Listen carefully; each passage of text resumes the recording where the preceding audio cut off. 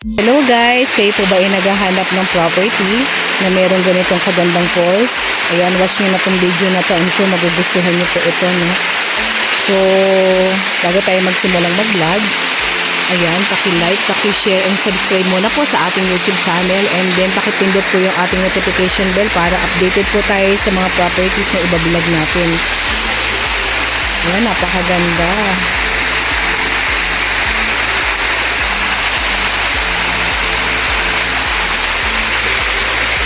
Medyo na-excite po kami, kaya dito muna po kami nagsimulang mag-vlog sa may pinakalikod ng property kung saan may nakapaloob pong falls si 2 hectares.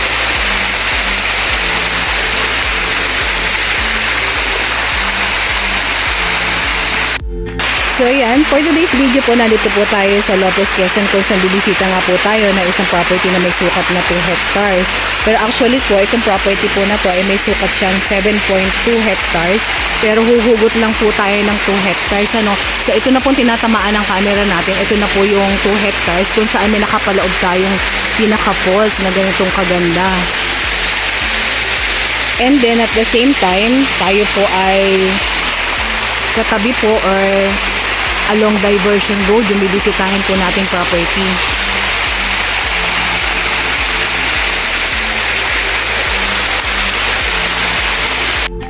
So yan, nag-ikot pa rin kami. Medyo na-excite ako dito talaga dun sa may nakapaloob niyang falls. Kaya dito muna kami nagpo-focus ng mga kasama ko mag-ikot-ikot and then mag-vlog po. Pero mamaya, bibidyohan po natin yung pinakakalupaan niya. So dito muna tayo.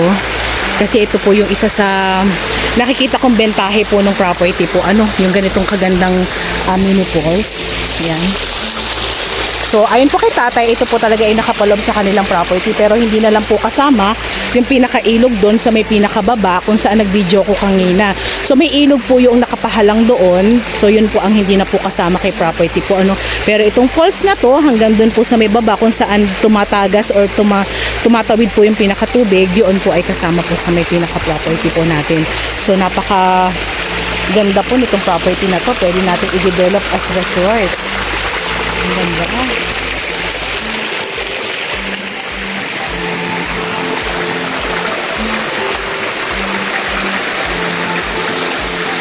Ayan, bali explain ko lang po.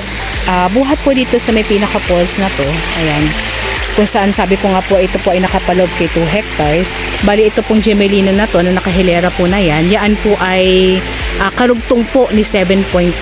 So pag-aari pa rin po nila tatay po yung dulo po na yun. So dito po tayo magsisimulang mag-cut ng 2 hectares kung saan yun nga po yung pinakabinibenta nila. And then kung saan nakapaloob po yung ating mini falls. Ayan. And then dito na po tayo mag-start. So ito na po yung pinakakalupaan ni 2 hectares kung saan medyo mataas po tayo. Pero kagandahan po nito, overlooking po So kumpletong-kumpleto po si 2 hectares. Ito po ay along Diversion Road, and then at the same time may ganitong kagandang falls kayo. Ayan, so saan ka pa? So tara, iikutin naman natin yung pinakakalupaan niya. So sa likod pa lang ng property, panalong-panalo ka na. So let's go. Punta na po tayo doon sa may pinakalupa niya. Nandito na ako sa may pinaka gitna naman ng property. Doon po ako galing sa may pinakadulo. So ito na po yung pinakasinasabi ko po sa inyong pinakakalupaan niya. So ang ganda, overlooking pa rin siya And then daming tanim. Yan po nakikita po nyo na yan po ay mga tanim na talong ni tatay. And then punong-puno po siya ng mga papaya. Ayan.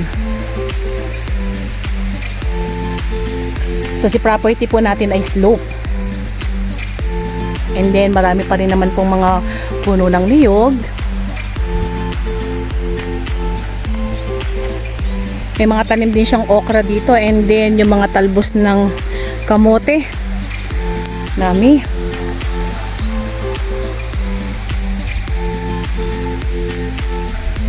Tara, lalakad tayo. Balik kagaya ng nasabi ko kanina po, doon po ako nanggaling sa may pinakalikod kung saan unti-unti po akong bumababa buhat doon sa may pinaka-property po. And then ngayon, unti-unti naman po akong tumataas buhat doon sa, papaakyat na po ako buhat doon sa may pinaka-falls.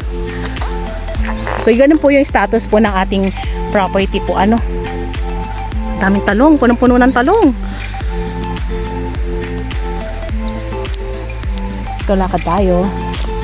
Pero hindi naman po ako masyadong hinihingal. Papaakyat dun sa may pinaka unahan ng property. Kasi ito po naman ay gradual na slope lang. So yan. Lakad tayo.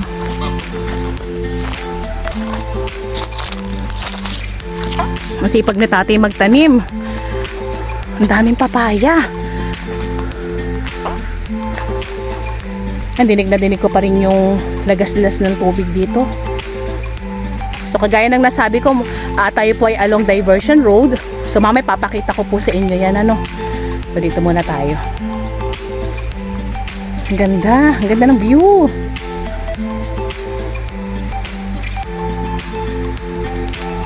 Ako lang po sa inyo yung pinakalupa nung property po natin is very healthy po. Ano actually po yung mga talong na yan, ayan. Ang daming ibinubunga. Ayan oh. So willing-willing po silang magtanim ng mga gulay po dito. Ayan, dami.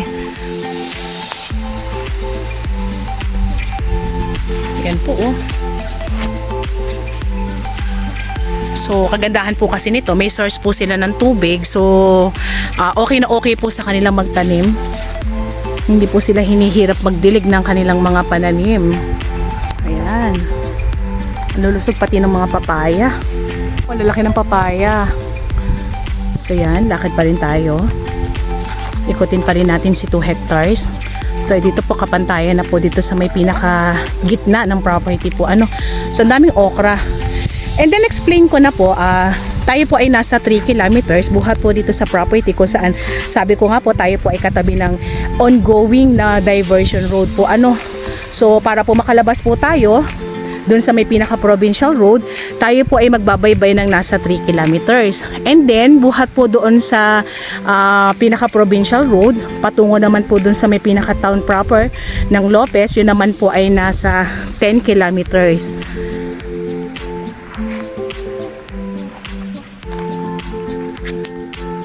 Papakita ko po sa inyo mamaya yung pinaka-harap po ng property kung saan tayo nga po ay nasa along diversion road. Ano? So mamaya paglabas po natin yan. Ikot muna tayo dito sa may pinaka-loob.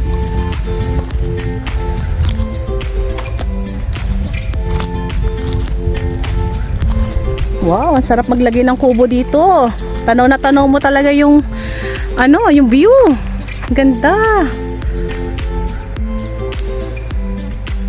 So si property po ay meron pang nasa halos 100 kapuno ng niyog kung saan marami na pa naman po siyang binubunga, and then medyo may kabataan pa po siya. Ano?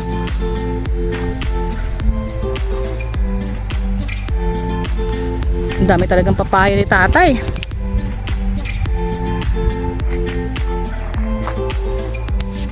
And then explain ko na rin po about po dun sa may pinaka-road na binaybay natin na 3 kilometers patungo po dito sa may pinaka-property. Kasi po yung pong ating provincial road is fully cemented na po. So wala naman po tayong dadaan ng hindi pa sementadong daan. So dito po dun sa 3 kilometers patungo dito sa may property kung saan tayo po ay magbabaybay nga po ng ongoing diversion road. Yun po ay hindi pa po ganong nasisemento.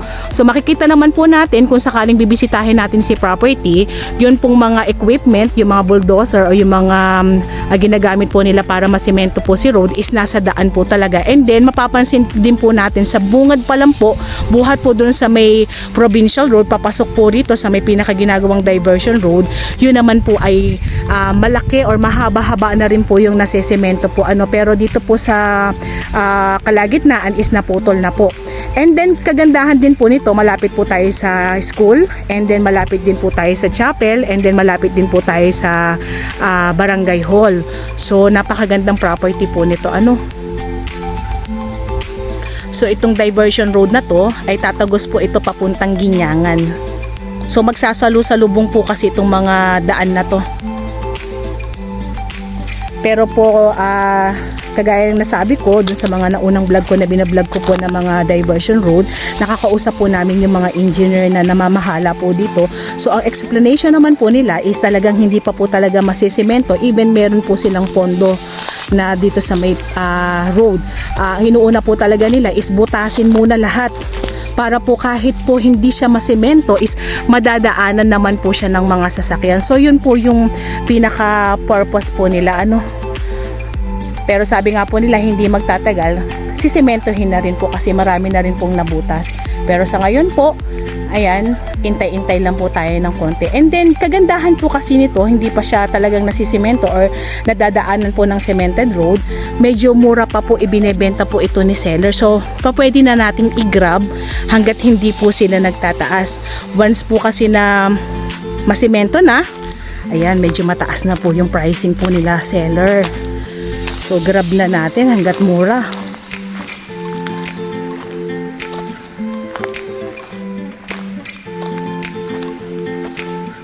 Tayo.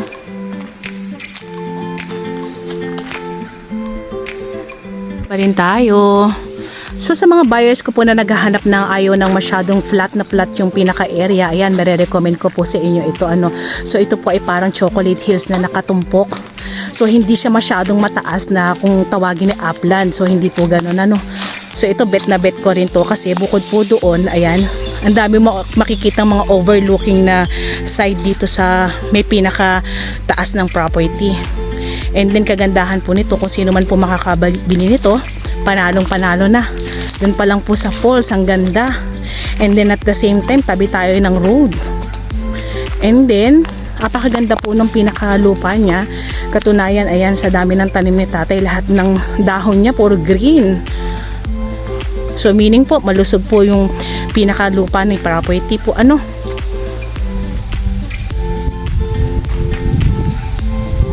Unti-unti na tayong lumalabas ng pinaka-property para mapakita ko naman po sa inyo yung pinaka-road niya. And then habang naglalakad tayo, explain ko naman po about sa documents nitong property na to. Ito po ay TCT title and then patay na po si owner. So ang mga nagbebenta na lang po ay mga anak. So lahat naman po sila ay willing pumirma po, ano.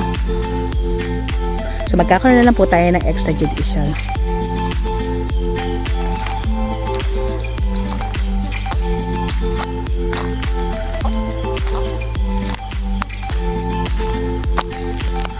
And then sabi po ni tate, kung sakali po ipapasukat niyo po si property, pwedeng-pwede naman po. So pasusukat po natin sa kabuuan and then huhugutin po natin si 2 hectares. So sila naman po yung babayad ng kabuuan and then ang babayaran na lang po ni buyer, yun na lang pong huhugutin natin na 2 hectare. Pero ito pong tinatamaan ng camera natin, ito na po yung ikakat po natin or dito na po tayo talaga kukuha po ng part dun sa pinakakabuuan po ng property. So medyo malinis po si property, sipag ni tatay. So lalabas tayo. Ang ganda itong property na to, medyo umaalon lang. And then kagandahan, ang ganda maglagay ng mga kubo rito sa may pinaka gitna ng property, kung saan tanaw na tanaw mo talaga yung mga kahangganan mo. Ganda.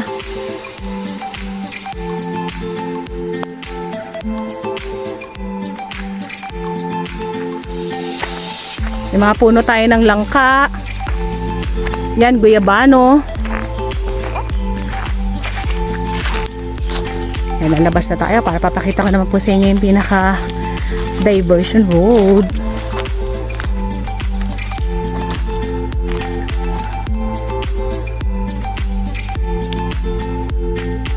Yan, nandito na kami sa may pinaka road. Ayan, zoom ko na lang po.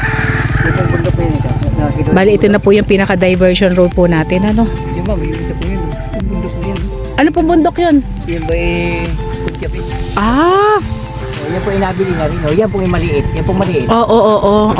Okay. Yan, kaliwang yan. Yan, tinuturo sa atin ito ate mga overlooking na bundok dito. Oh, ganda niya. Ano? So ito na po yung papunta po ng Lopez kung saan kami pumasok. Medyo may usok. And then kagandahan po nito, ayan, mapapansin po natin medyo malapad na po yung kalsada. Ito nga po yung ongoing diversion road. Bali tate, ito po yung tatagos po ng pinakaginyangan po. Ano? Ginyangan at Tagkawayan. At Ginyangan to Tagkawayan diversion road po tayo, ano? Okay. So kagaya ng nasabi ko po kanina, ayon po kila engineer, hindi pa po talaga yan sisimentohin kasi uunahin muna po nilang butasin po yung mga dadaanan po, ano. So nagbubutas pa po sila doon. Pero kagandahan po nito, sinudsud na po yung pinakakalsada. And then sa may gawin naman po doon, nandun na po yung mga equipment natin. So tuloy-tuloy po ang paggawa ng diversion road dito sa may Lopez. Tayo po ay medyo elevated po ng kalsada. Ayan, kaya nga po tayo ay overlooking. Ayan. Napakagandang tayuan ng kubo rito. Sa kabilang yun, dito rin ang poste. Alin po? Zipline. Ganda niyan. Ang dami na iisip nila tatay na gawin dito sa may property. Yan ay yung mga anak ko, pinagplanuhan niya. So may mga bricks na rin po tayong naitayo dyan. Doon yan sa may mga malalalim na part. Medyo tinubuan na lang po ng damo. Ayan. Pero pasok na po ang ating mga sasakyan. Wag lang pong uulan. Ayan. So napakagandang property. Ayan, grab nyo na. And then kagandahan nito ang dami ng mga kabahayanan dito. Ayan po oh. So hindi ka na mapapanglaw. Kompleto na po tayo. Meron tayong source ng kuryente. May source tayo ng tubig. Along the road tayo. Ayan. So grab nyo na po si property. Yan po, kung sakali magustuhin itong property na to, pwede nyo na po kami i-message sa aming WhatsApp and Viber na mag-a-appear sa inyong mga screen. Ayan, pwede na po kami for reservation. Isang magandang property po ito and then ito po at the same time ay napakamurang ibinebenta po sa ngayon ni seller.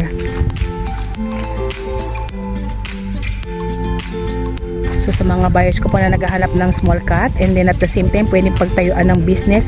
Bali po pwede magtayo ng business dito sa may pinakaharapan once na ma-cemented road na po yan. And then at the same time pwede po tayo magtayo ng resort doon kung saan binisita po natin yung falls. And then at the same time meron din po kayong isang magandang farm lot. Ayan, i-grab nyo na po ito. Kompletong kompleto. Panalong panalo ka po talaga dito sa property na to.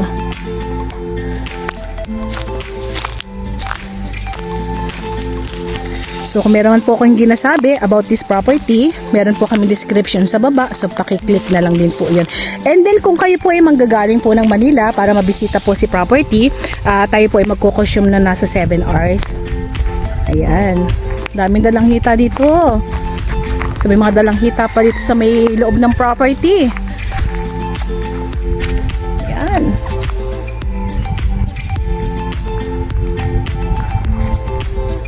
So yan po. Lalabas na po kami ng property. So by the way, it's me again, Olive. Dito po sa Greenfield Realty. Ayan, grab nyo na. Thank you po for watching.